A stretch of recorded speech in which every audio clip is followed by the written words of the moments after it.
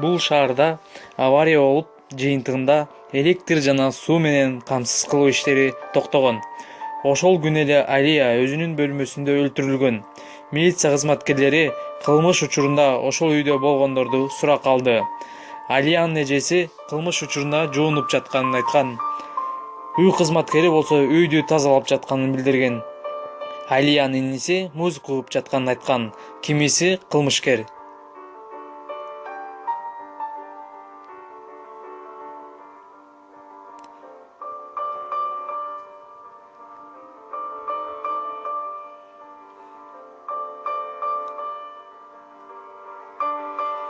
Алияны анын эжеси өлтүргөн. Себеби ошол күнү суу менен камсыз кылуу иши токтолгон. Демек, жуунганга мүмкүнчүлүк болгон эмес. Бул сүрөттү карап, туура эмес нерсени байкаңыз.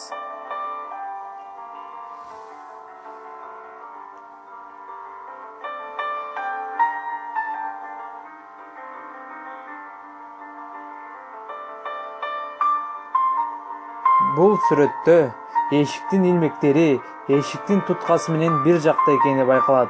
Жашоодо мындай болушу мүмкүн эмес.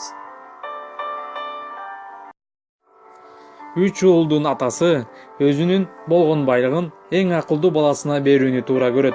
Ошондуктан ал балдарын чакырып 100 сомдон берет. Ал акчага бөлмөнүн ичин толтура турган нерсе сатып келгиле дейт. Биринчи баласы кагаз сатып келет, бирок бөлмөнүн ичи толбойт. Экинчи баласы апелка сатып келет, бирок бөлмөнүн ичи толбойт. Жыйынтыгында байлыктын баары үчүнчү баласына тиет. Ал эмне сатып келген?